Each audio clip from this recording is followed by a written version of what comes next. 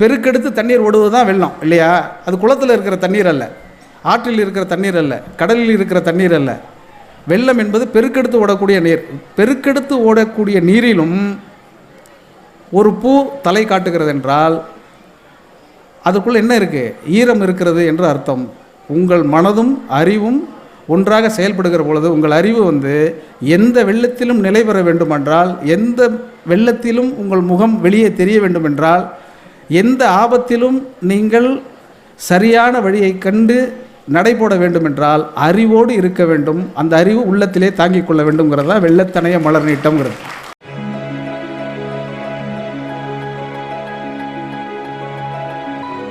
அது என்னென்னா, அந்த அமரன் திரைப்படத்தில் நான் ஒரு பாட்டு எழுதினேன். வெண்ணிலவு சாரல் நீ, வீசும் குளிர் காதல் நீ, ஆசை ஆசை தீர ஆடுகின்ற ஊஞ்சல் நீன்னு ஒரு பாட்டு. அதை கேட்டிருப்பீங்க எல்லாரும். அந்த பாட்டை பற்றி சொல்லிவிட்டு, இந்த பாட்டு எழுதும்போது நான் என் மகளோடு மருத்துவமனையில் இருந்தேன். பொண்ணுக்கு ஒரு சின்ன கண்ணில் ஒரு சின்ன பிரச்சனை இருந்துச்சு அப்படின்னு சொல்லி எல்லாத்தையும் விளக்கமாக சொல்லிவிட்டு அந்த பேச்சிலேயே சொன்னேன், என் பொண்ணுக்கு பூரண குணமாயிருச்சு. இப்போது நானும் என் மகளுமே சேர்ந்து அந்த படத்தை போய் பார்த்தோம், அந்த பாட்டை கேட்டு மகிழ்ச்சியாக இருக்கும் அப்படின்னு சொல்லி முடித்தேன் இல்லையா? இது இப்படி தானே ஒளிபரப்பணும், இப்படி தானே கட் பண்ணி யூடியூப்பில் போடணும். கண் பிரச்சனையாச்சுங்கிறத மட்டும் போட்டுட்டு சரியானதை போடலை. அதுக்கு பிறகு ஒரு ஆயிரக்கணக்கான தொலைபேசி, மகளுக்கு என்னாச்சு மகளுக்கு என்னாச்சுன்னு உலகம் எங்கும் ஜெர்மன்லேருந்து, லண்டன்லேருந்து, கனடாலேருந்து என்னுடைய மொத்த ரசிகர்களும் தொலைபேசி பண்ணி என்ன சார் ஆச்சு என்ன சார் ஆச்சுன்னு கேட்டாங்க. இதுலேருந்து நல்ல விஷயம் தெரிஞ்சு, திருவள்ளூரில் பேசியதன் மூலமாக உலகம் பூரா எனக்கு நண்பர்களும் ரசிகர்களும் இருக்கிறார்கள்ங்கிறது தெரிஞ்சது. தெரியாத இன்னொரு செய்தி, எனக்கு ஒரு மகள் இருக்கிறாள் என்பதும் உலகம் முழுக்க தெரிஞ்சிருச்சு. அதனால் திருவள்ளூருக்கு எனக்கு ஒரு என் மகளை பிரபலப்படுத்திய ஊர் அப்படிங்கிறதுனால எனக்கு திருவள்ளூர் மேலே ஒரு தனி பாசம் உண்டு. இந்த அகத்தின் அழகுன்னு நான் தலைப்பு கொடுத்ததுக்கே காரணம் தமிழ்நாட்டில் இருக்கக்கூடிய முக்கியமான பல மாவட்டங்களுக்கு நான் போய் பேச போயிருக்கிறேன். ஆனால் ஒரு புத்தக திருவிழாவில் அரங்கம் நிறைந்த ஆட்கள் அமர்ந்து இப்படி கைத்தட்டி உரையை கேட்கக்கூடிய ஒரே ஒரு ஊர் திருவள்ளூர் தான். இது என்ன சார் ஒரு ஊர்லேயும் போய் இதே மாதிரி சொல்கிறீங்களா அப்படின்னு உங்களுக்கு தோணும் இல்லையா? என்னுடைய காணொலி எடுத்து பாருங்கள், நான் திருவள்ளூருக்கு மட்டும்தான் இதை நான் சொல்லியிருக்கிறேன். அதனால் நான் என்னுடைய வார்த்தையில் எப்போதும் கவிதைக்கு தான் பொய் அழகு, கவிஞனுக்கு பொய் அழகு கிடையாது. அதனால் நான் ரொம்ப உண்மையாக பேசிட்டேன். இப்போ அகத்தின் அழகு அப்படிங்கிற இந்த தலைப்பின் கீழ் பேச சொல்லியிருக்கிறாங்க. அகத்தின் அழகு அப்படின்னு சொன்னோடனே அகத்தின் அழகு முகத்தில் தெரியும், இதெல்லாம் வழக்கமாக நம்ம எல்லோரும் கேட்டிருக்கிறது தான். உங்கள் மனசு எப்படி இருக்கோ அதை பொறுத்து உங்கள் அழகு அமையும் அப்படின்னு உங்களுக்கு தோணும் இல்லையா? அப்படின்னா கொஞ்சம் சுமாரான அழகு இருக்கிறவங்களுக்கெல்லாம் மனசு சரியில்லைன்னு அர்த்தமா அப்படின்னு அடுத்த கேள்வி வந்துடும் இல்லையா? நான் அதனால் என்ன சொல்கிறேன்னா, நான் அகத்தின் அழகுன்னு கொடுத்துருக்க தலைப்பு மனசு அழகாக இருந்தால் முகம் அழகாக இருக்கும்னு சொல்கிறதுக்காக வரல அப்படின்னு. அகநானூற்றின் அழகுனாக்கா இவ்வளோ கூட்டம் கூடியிருக்காது. அகத்தின் அழகுனோடனே எல்லாரும் கூட்டிட்டீங்க இல்லையா? இவர் ஏதோ இலக்கியம் பேச போகிறாரு போல இருப்பா, நம்ம எதுக்குப்பா போகணும், நம்ம பாட்டு புத்தகத்தை வாங்கிட்டு கிளம்பிடுவோம்னு நினச்சிருப்பீங்க. அதனால் அகத்தின் அழகு அப்படின்னு நான் சொன்னேன். இந்த அகம் அப்படின்னு சொன்ன உடனே தமிழ் இலக்கியத்தினுடைய அடிப்படையை நம்ம புரிஞ்சுக்கிட்டோம்னா ரொம்ப ஆச்சரியமாக இருக்கும். இங்கே ஏராளமான புத்தகங்கள் இருக்குது. இந்த புத்தகங்களை எப்படி நம்ம வாங்கி படிக்கணும்? எல்லா புத்தகமும் வாங்கி படிக்கணும். கண்டதை படித்தால் பண்டிதனாவான்னு சொல்கிறாங்க. அதனால் பார்க்குற புக்கெல்லாம் எல்லா ஸ்டால்லையும் போய் 2 புக்கும் வாங்கிட்டு போனாக்க நம்ம பண்டிதன் ஆயிட முடியுமா அப்படின்னு ஒரு கேள்வி வரும் இல்லையா? அப்படி படிக்கக்கூடாது. கண்டதை படித்தால் பண்டிதன் ஆகவே முடியாது, பைத்தியமாக தான் நீங்கள் ஆவீங்க. அதனால் கண்டு அதை படிக்க வேண்டும். கண்டு அதை படிக்கணும் அப்படின்னா எது சிறந்ததோ அதை கண்டு படிக்கணும். எது சிறந்தது என்பதை சொல்வதற்காக தான் இந்த அரங்கு ஏற்பாடு செய்யப்படுகிறது. அங்கே என்ன புத்தகம் வாங்கணுங்கிறத இங்கே நீங்கள் பேச்சை கேட்டுட்டு போய் அங்கே நீங்கள் வாங்கிக்கணும். அப்படின்னா இங்கே பேசுகிறவங்க புத்தகங்களை பற்றி பேசணும். அதுக்காக தான் இந்த அரங்கு ஏற்பாடு செய்யப்பட்டிருக்கிறது. தமிழகம் முழுக்க கடந்த 4 ஆண்டுகளாக மாவட்டம் தோறும் நடத்தப்படக்கூடிய இந்த புத்தக கண்காட்சி சமூகத்தில் ஒரு பெரும் புரட்சியை நிகழ்த்தி கொண்டிருக்கிறது என்பதை திருவள்ளூருக்கு வந்தால் நீங்கள் பார்த்துக்கலாம். அந்த அளவுக்கு பெரிய அளவில் இந்த வாசிப்பு பழக்கத்தை மேம்படுத்துவதற்காக தமிழக அரசும் மாவட்ட நிர்வாகமும் பப்பாசியும் இணைந்து செய்யக்கூடிய இந்த செயல் ரொம்ப முக்கியமானது. எனக்கு ஏராளமான பாடல் பணிகள் இருந்தாலும் கூட இந்த மாதிரி கூட்டங்களுக்கு நான் அதுவும் குறிப்பாக புத்தக காட்சி கூட்டங்களுக்கு நான் தவிர்க்காமல் வந்துடுறதுக்கு ஒரே ஒரு காரணம், நாம் பிரபலம் அடைகிறது மட்டும் இல்லாமல் என்னுடைய மகளும் பிரபலமாயிடுறாங்கிற ஒரு காரணம். 2வது, உங்களோடு பார்த்து பேசி பழகிவிட்டு செல்கிற பொழுது அன்றைக்கு எழுதக்கூடிய ஒரு பாட்டினுடைய ஒரு பல்லவி எனக்கு கிடச்சிரும். அது ரொம்ப ஆச்சரியமாக இருக்கும். சமீபத்தில் 2-3 தினங்களுக்கு முன்பு வெளிவந்திருக்கக்கூடிய மயிலாடு அப்படின்னு ஒரு திரைப்படம் வந்திருக்கு. அதில் இருக்கக்கூடிய பாட்டெல்லாம் நான் தான் எழுதியிருக்கேங்கிறதுக்காக நீங்கள் கைத்தட்டணும்னு அவசியம் இல்லை. ஆனாலும் சொன்ன உடனே நீங்கள் எல்லோரும் கை தட்டுவீங்க. அதில் ஒரு பாட்டு இருக்குது, அது கிளைமேக்ஸில் ஒரு பாட்டு இருக்குது. அந்த படம் எல்லோரும் எவ்வளோ பேர் பார்த்துருக்கீங்கன்னு தெரியல, அவசியம் பார்க்க வேண்டிய படம். நீங்கள் பார்த்தால் உங்களுக்கு கண்டிப்பாக பிடிக்கக்கூடிய ஒரு படம். அது ரொம்ப நல்ல படம், திரைப்படம். அது நான் பாட்டு எழுதுறதுக்காக சொல்லலை, அப்படி எதுவும் நீங்கள் புரிஞ்சுக்காதீங்க. நான் பாட்டு எழுதின பல படங்களை நான் மேடையில் சொல்லியே இருந்ததில்லை. ஆனால் இந்த மயிலாடு படத்தை நீங்கள் எல்லோரும் அவசியம் பார்க்க வேண்டும். அது ஏன் அப்படின்னா, அந்த படம் முழுக்க அகத்தின் அழகைத்தான் சொல்கிறது. அகத்தில் ஒரு மனிதன் அழகோடு இருந்தால் அவன் எந்த சூழ்நிலையிலும் தோற்று போகவே மாட்டான் என்பதை அந்த படம் சொல்கிறது. அந்த படத்தினுடைய இறுதி காட்சியில் எப்படி ஜெய்பீமில் வந்து இறுதி காட்சியில் மண்ணிலே ஈரமுண்டுன்னு ஒரு பாட்டு வந்து உங்கள் எல்லோருக்கும் பிடிச்சதோ, அதே மாதிரி இந்த மயிலாடு படத்தில் இறுதியாக ஒரு பாடல் இருக்குது. அந்த பாட்டுடைய வரிகளை நான் வந்து அந்த முதல் 4 வரியை சொல்கிறேன். என்னுடைய பேச்சினுடைய மொத்த சாரமும் அந்த பாட்டின் அடிப்படையில் வைத்திருக்கிறேன். அதனால் நீங்கள் அந்த வரியை கேட்டுக்கோங்க. ஆருயிருக்கு அன்பு செய்ய வேண்டுவதே இறையருள், ஆருயிருக்கு அன்பு செய்ய வேண்டுவதே இறையருள், ஆண்டவனை பார்த்திடலாம் காணும் எளிய மனிதருள். இதுதான் அந்த பல்லவி. ஆருயிருக்கு அன்பு செய்ய வேண்டுவதே இறையருள், ஆண்டவனை பார்த்திடலாம் காணும் எளிய மனிதருள். அந்த எளிய அப்படிங்கிற சொல் இருக்கு இல்லையா, அதுதான் திருவள்ளூருக்கு பொருந்தது. ஏன்னா ஆண்டவனை எல்லாத்தையும் பார்க்கலான்னா அடுத்த மனுஷன்ட்ட பார்த்துடலாம், அப்படின்னா பணக்காரன்ட்ட பார்க்க முடியுமான்னா பார்க்க முடியாது இல்லையா. எளிய மனிதனிடம்தான் ஆண்டவனை பார்க்க முடியும். ஏன் எளிய மனிதனிடம் பார்க்க முடியும், ஒரு வசதியான அல்லது பிரபலமான ஒரு மனிதனிடம் பார்க்க முடியாது அப்படிங்கிறத அந்த படம் சொல்லியிருக்கு. அதான் அந்த படத்தை நீங்கள் அவசியம் பார்க்கணுன்னு நான் சொல்கிறேன். அன்பு அப்படிங்கிறது தான் அகத்தினுடைய அடிப்படையான அழகு. அழகுங்கிறது என்னங்கிறதுக்கு வந்து நான் சொல்லணும்னு அவசியம் கிடையாது. பெரியார் ரொம்ப பிரமாதமான ஒரு வார்த்தையை சொல்லிவிட்டு போயிருக்கிறார். ஒரு முழக்கமாக நம் இதயத்திலெல்லாம் எழுதி வைத்துக் கொள்ள வேண்டிய ஒரு சொற்றொடர். அந்த சொற்றொடர் ரொம்ப முக்கியமானது. அழகுனா என்னென்னா, மானமும் அறிவும் மனிதருக்கு அழகு. அழகுனா எதுவும் கிடையாது, மானமும் அறிவும் மனிதருக்கு அழகு. மானம் என்பது அகத்தம் சார்ந்தது, அறிவு என்பது புறம் சார்ந்தது. இது ரெண்டுத்தையும் நீங்கள் புரிஞ்சுக்கிட்டாலே இந்த அகம்புறம்னு நம்ம இலக்கியத்தில் வகுத்து வைத்திருக்கக்கூடிய எல்லா விஷயங்களையும் புரிந்து கொள்ள முடியும். அப்படி ஒன்றொன்றாக ஒவ்வொரு விஷயங்களாக நாம் உள்வாங்கி ஒரு சின்ன திருக்குறள் படிக்கிறோன்னு வச்சுக்கோங்களேன்.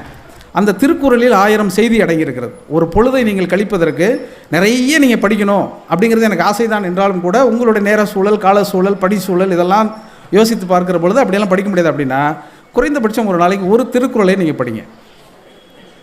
அது ரொம்ப உங்களை புத்துணர்ச்சியாக மாற்றணும். இது என்னடா அறிவுரை மாதிரி அப்படின்னு நீங்கள் எடுத்துக்க வேண்டாம். நான் ஒரே ஒரு குறள் மட்டும் நான் சொல்கிறேன். வெள்ளத்தனைய மலர் நீட்ட மாந்தர்தம் உள்ளத்தனைய உயர்வு. இது வந்து ரொம்ப சாதாரணமாக இருக்குது. வெள்ளத்தனைய மலர் நீட்டம், அது ஏன் வெள்ளம்னு போடுறாரு யோசிச்சு பாருங்கள். அதுக்கு எல்லாருக்கும் உரை எழுதியிருக்கிறவங்க எல்லாரும் என்ன எழுதியிருப்பாங்கன்னா, ஒரு குளத்தில் வந்து ஒரு தண்டில் வந்து ஒரு பூ வளருதுன்னா குளத்தில் எவ்வளோ தண்ணி இருக்கோ அந்த அளவில் அந்த மலர் இருக்கும் அப்படின்னு சொல்லுவாங்க இல்லையா. அதான் விளக்கம்.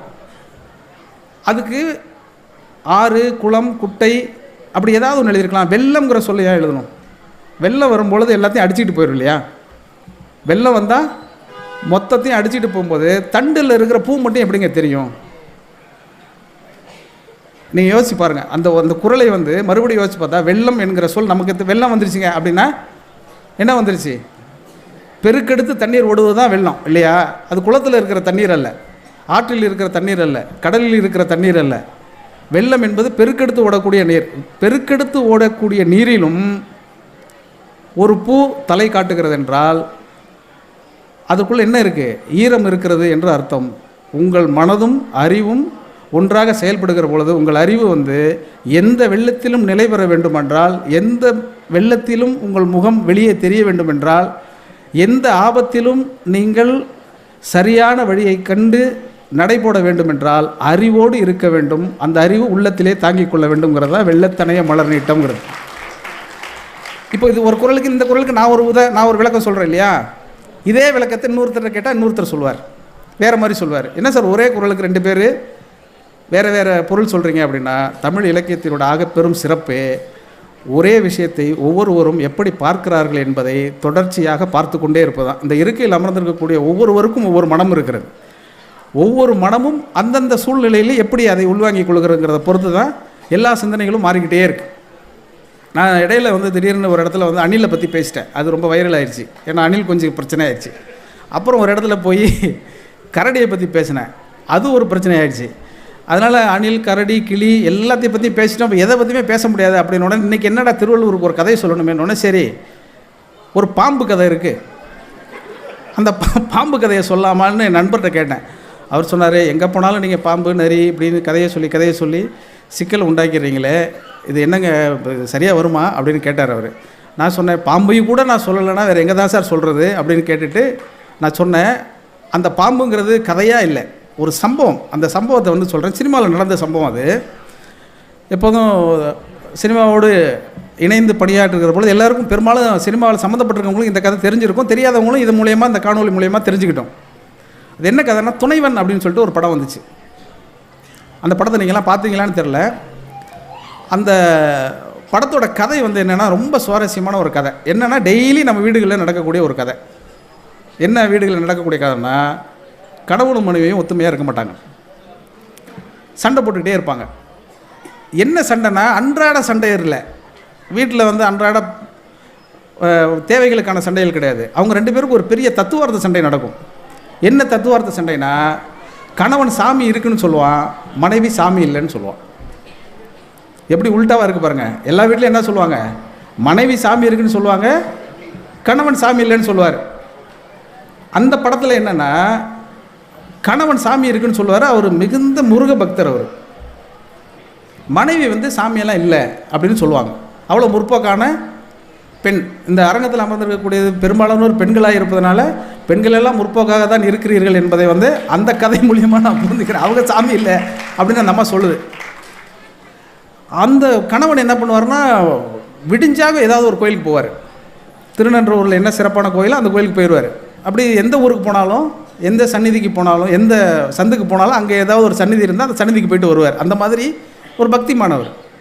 அவர் என்ன நினச்சிக்குவார்னா, நம்ம குடும்பம் நல்லபடியாக நடக்கிறதுக்கு காரணம் வந்து நம்மளுடைய பக்தி தான் அப்படின்னு அவர் நினச்சிக்குவார். அது உண்மையாக கூட இருக்கலாம்னு வச்சுக்கோங்களேன்.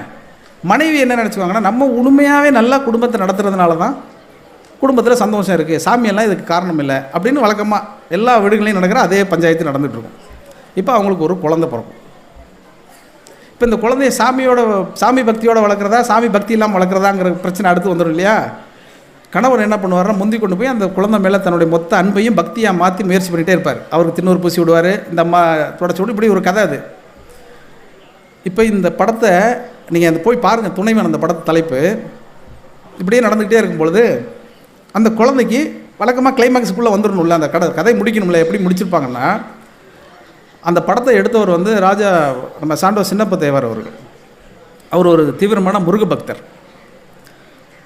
அதனால் அவர் கண்டிப்பாக சாமி இருக்குன்னு தான் சொல்லி முடிக்கணும் படத்தை. ஏன்னா அவர் பக்தர், அப்படி தான் கதையை முடிப்பாங்க, நமக்கு முன்னாடியே தெரிஞ்சிடும். ஆனால் எப்படி முடிக்கிறாங்கங்கிறது ரொம்ப சுவாரஸ்யமாக இருக்கும் அந்த கதை. கணவன் வந்து மனைவிக்கிட்ட, பாலமுருகன் அவர் எழுதின வசனம் ரொம்ப பிரமாதமாக இருக்கும், வசனங்கள்லாம் ரொம்ப நல்லாயிருக்கும் அந்த அதில். கணவன் வந்து சொல்லுவார், நாம் இவ்வளோ நல்லா இருக்கிறதுக்கு காரணம் வந்து முருகன் தான் நான் நினைக்கிறேன், அந்த முருகனை நீ கும்பிட்டா தான் என்ன அப்படின்னு கேட்பார். அந்த அம்மா உடனே ஒரு டைலாக் அதுக்கு சொல்லும், என்னுடைய முருகன் நீங்கள் தான், உங்களை கும்பிடாமல் அந்த முருகனை நான் எதுக்கு கும்பிடணும் அப்படின்னு அது கேட்கும். இந்த மாதிரி இருக்கும் வசனங்கள்லாம், ரொம்ப நல்லாயிருக்கும், சுவாரஸ்யமாக இருக்கும், கேட்குறதுக்கு பார்க்குறதுக்குமே நல்லாயிருக்கும் அந்த படம். இந்த படத்தில் வந்து ஒரு காட்சி, அந்த குழந்தைக்கு வந்து உடம்பு முடியாமல் போயிடும். இப்போ உடம்பு முடியாமல் போனோடனே வழக்கம் போல் ஜோசியர்கிட்ட போய் கேட்பாங்க, என்னங்க செய்யலாம் அப்படின்னோடனே, திருச்செந்தூர் முருகன் கோயில் கொண்டு போய் குழந்தைய அங்கே நீங்கள் போட்டு நீங்கள் பிரார்த்தனை பண்ணிங்கன்னா சரியாயிடும் அப்படின்னு சொன்னோடனே மனைவி எப்படி ஒத்துக்குவாங்க? அறிவியலுக்கும் பொருந்தாமல் இருக்குது, அறிவுக்கும் பொருந்தாமல் இருக்குது, இதெல்லாம் என்னங்க இது அப்படின்னு சொல்லி சொல்லுவாள். மருத்துவர்கள்லாம் காட்டுவாங்க. எல்லா மருத்துவரும் என்ன செய்வாங்க, கதை தானே இது. எல்லா மருத்துவரும் கடைசி நேரத்தில் எங்களால் ஒன்றும் முடியாது, எங்கள் விஞ்ஞானத்தாலேயே காப்பாற்ற முடியாது, இது கடவுள் தான் காப்பாற்றணும் அப்படின்னு கையை விரிச்சிடுவார். கையை விரித்த உடனே என்ன பண்ணுறது அப்படின்னு சொல்லிட்டு திருச்செந்தூர் கோயிலுக்கு கூட்டிகிட்டு போயிடுவாங்க. குழந்தைய தூக்கிட்டு போவாங்க. அப்போ கணவன் வந்து ஒரு பிளாக்மெயில் பண்ணுவார், நீ இவ்வளோ தூரம் என் மேலே இருக்கிற அன்பு உனக்கு உண்மைன்னா இந்த குழந்தைக்காக நீ என் கூட கோயிலுக்கு வா அப்படின்னு சொன்ன உடனே, இப்போ குழந்தைக்காக அந்த அம்மா கோயிலுக்கு தானே போய் ஆகணும், சரி அப்படின்னு சொல்லிட்டு குழந்தைய தூக்கிட்டு அதே மாதிரி திருச்செந்தூர் கோயிலுக்கு போவாங்க. அந்த காட்சி வந்து என்னென்னா, அந்த திருச்செந்தூர் கோயிலுக்கு போன உடனே அந்த குழந்தைய பிரகாரத்தில் படுக்க வச்சிடணும். படுக்க வச்சுட்டு இவங்க போய் பிரார்த்தனை பண்ணிக்கிட்டு இருக்க நேரத்தில் ஒரு பாம்பு வரும். அந்த பாம்பு வந்து அந்த குழந்தைய கொத்த போகிற சமயத்தில் கோபுரத்தில் இருக்கிற மயில் வந்து அந்த பாம்பை கவிக்கிட்டு போயிடும். இது காட்சி. இந்த காட்சியின் மூலம் என்ன சொல்கிறாங்க, முருகன் வந்து மயிலாக உருவம் எடுத்து வந்து பாம்பை வந்து கவி கொண்டு போய் குழந்தையை காப்பாற்றிடுறாரு. குழந்தையை காப்பாற்ற உடனே அந்த நோயும் இந்த பிரார்த்தனையால் நிவர்த்தி ஆகிடுது. இந்த படம் முடிக்கணும். இது காட்சிங்க. இப்போது குழந்தைய கொண்டு போய் படுக்க வச்சுட்டாங்க. நிறைய மிருகங்களை வச்சுலாம் நிறைய சின்னப்ப தேவரையா வந்து நிறைய படம் எடுத்துக்கிறதுனால இவர் அதே மாதிரி ஒரு 4 மயிலை பழக்கி, இயல்பாக ஒரு மயில் வராதுல்ல, அதனால் ஒரு 4 மயிலுக்கு இதே மாதிரி பயிற்சி கொடுத்து அந்த காட்சி எடுக்கிறதுக்காக திருச்செந்தூர் கூட்டிகிட்டு போயிடுறாங்க. போன உடனே படப்பிடிப்பு குழுவினர் எல்லோரும் குழுமி மொத்தமாக உட்காந்துருக்காங்க. குழந்தைய படுக்க வச்சுட்டாங்க. அவங்க போய் பிரார்த்தனை பண்ணுற மாதிரி காட்சி எடுத்துக்கிட்டு இருக்கிறாங்க. இப்போ பாம்பையும் அதே மாதிரி விட்டுட்டாங்க. பாம்பை விட்டுட்டா படப்பிடிப்புக்கு கூட்டிகிட்டு போன மயில் கேமராவை பார்த்தோன்னே அங்கிட்டு இங்கிட்டு தெரிச்சு ஓடுது, பாம்பை கவ மாட்டேங்குது. இப்போ அந்த பாம்பு அந்த மயில் வந்து அந்த பாம்பை கவலைன்னா இந்த காட்சியை எடுக்க முடியாது. என்ன பண்ணுறது? இந்த பக்கம் ஓடுது கேமரா, இந்த பக்கம் திரும்பினா மயில் அந்த பக்கம் ஓடிடுது, இந்த பக்கம் திரும்பினா இந்த பக்கம் மயில் ஓடுது. இப்படி 4 மயிலை கொண்டு போகிறாங்க. 4 மயிலும் ஒரு இடத்துல எடுக்க முடியாமல் டயர்ட் ஆகிடுது. ஏன்னா அந்த கேமராவுக்கு அது பயிற்சி ஆகலை. இப்போ சின்னப்ப தேவருக்கு என்ன பிரச்சனைனா, இப்போ இந்த மயில் வந்து இதை கபலன்னா இப்போ சாமி இருக்கா இல்லையாங்கிற அந்த கதைப்படியே சிக்கலாயிரும் இல்லையா? அதனால என்ன பண்ணுறதுன்னு அவர் ரொம்ப பதட்டமாகிடுது. கேமராமேனு டைரக்டர் எல்லோரும் என்ன சொல்கிறாங்க, இல்லை சார் இன்றைக்கி எடுக்க முடியாது போல இருக்குது, அதனால் இன்றைக்கி ரத்து பண்ணிடலாம் சார், இன்னொரு நாளைக்கு இன்னொரு 4 மயிலுக்கு பயிற்சி கூட்டிகிட்டு வந்து இந்த காட்சி எடுத்துடலாம் அப்படின்னு சொல்கிறார். அவர் வந்து ஒரு தீவிரமான முருக பக்தர். அவருக்கு அது மனசே கொள்ளலை. முருகனை என்னை ஏமாற்ற மாட்டான், முருகனை நம்பி தானே நான் வந்தேன், அது எப்படி அந்த காட்சி எடுக்க முடியாமல் போயிடும் அப்படின்னு சொல்லிட்டு அந்த பாறை மேலே போய் அவர் உட்காந்துட்டார் தனியாக. சின்னப்ப தேவர் வந்து அந்த பாறை மேலே உட்காந்துட்டாரான். திருப்பி காட்சி எடுக்கிறாங்க. மாலை வருது. அதுக்கப்புறம் அவரே ஒரு இயக்குனர் போய், ஐயா இதுக்கு மேலே எடுக்க முடியாது, இருட்டிருச்சு, அதனால் இதுக்கு மேலே நம்ம அந்த மயிலை வச்சு எடுக்க முடியாது, நம்ம போயிடலாம் அப்படின்னு சொன்னோன்னே, அதெல்லாம் முடியாது, இன்றைக்கி எடுத்தே ஆகணுங்கிறார் அவர். இல்லைங்க, எடுக்கணுன்னா பாம்பை வந்து மயில் கவணும்ல, கவுனா தானே எடுக்க முடியும் அப்படின்னு. உடனே இல்லை முருகன் என்னை கைவிட்டுற மாட்டான், என்னை காப்பாற்றுவான் அப்படின்னு சொல்லிவிட்டு பிரகாரத்தை பார்த்து, கோபுரத்தை பார்த்து, டே முருகா உன்னை நம்பி தானே நான் இங்கே வந்தேன், என்னை இப்படி நீ கைவிட்டுட்டு போயிடுவியா, இந்த மாதிரி தான் நீ பண்ணுவியா அப்படின்னு சொல்லிட்டு கண்ணா பண்ணாலும் முருகரை திட்டுறாராம். திட்டின கொஞ்ச நேரத்தில் எங்கிருந்தோ கோபுரத்திலிருந்து ஒரு மயில் வந்து அந்த பாம்பை கவி கொண்டு போனதை படம் பிடித்தார்கள் அப்படின்னு ஒரு காட்சி. இப்போது இவர் பயிற்சி கொண்டு போன மயில் கவலை, எங்கிருந்தோ ஒரு மயில் வந்தது, அந்த மயில் வந்து அந்த பாம்பை எப்படி கவ்வியது? இது சின்னப்ப தேவருடைய பக்தியினால் நிகழ்ந்த அதிசயமா இல்லை இயல்பிலேயே நிகழ்ந்த அதிசயமா அப்படின்னு யோசிச்சுக்கிட்டே நீங்கள் இந்த மொத்த கூட்டத்தையும் கேட்டு முடிச்சிருங்க. எனக்கும் அதுக்கு பதில் தெரில. ஆனாலும் இப்படி ஒரு கதை சொல்லப்பட்டு கொண்டே இருக்கிறது. இந்த கதை முருகனுடைய வெற்றி அப்படின்னா திருப்பரங்குன்றத்தில் இருக்கக்கூடிய முருகனை நம்ம இங்கேருந்தே தொழுதுருவோம் இல்லையா? இப்படி ஏராளமான கதைகள் வந்து நம்மக்கிட்ட சொல்லப்பட்டுக்கிட்டே இருக்குது. இந்த கதைகள் எல்லாம் திரும்ப திரும்ப திரும்ப நமக்கு சொல்லப்படுவதற்கு பின்னால் என்ன இருக்குங்கிறத நம்ம பார்த்துக்கணும். நீங்கள் வலது சரியா இடது சரியாங்கிறதுக்குள்ளெல்லாம் நீங்கள் போகாதீங்க. இந்த கதைகள் மூலமாக நமக்கு கடத்தப்படுவது என்ன அப்படிங்கிறது தான் ரொம்ப முக்கியம். நம்முடைய மனசை எவ்வளவுக்கு எவ்வளவாக நம்ம அழகுபடுத்தி கொள்கிறோமோ, எவ்வளவுக்கு எவ்வளவு நம்மை மேலும் மேலும் மேம்படுத்தி கொள்வதற்கு இந்த புத்தகங்கள் உதவுகிறதோ அதை பொறுத்து தான் நம்முடைய சிந்தனைகள் எல்லாமே அமையுது இல்லையா? ஒரு சின்ன 2 வரி இருக்குது. அந்த 2 வரியிலேருந்து நம்ம எப்படியெல்லாம் புரிஞ்சுக்கிறோம், எதெல்லாம் எடுத்துக்கிறோங்கிறத பொறுத்து தான் எல்லா விஷயங்களும் கிடைக்கும். ஒரு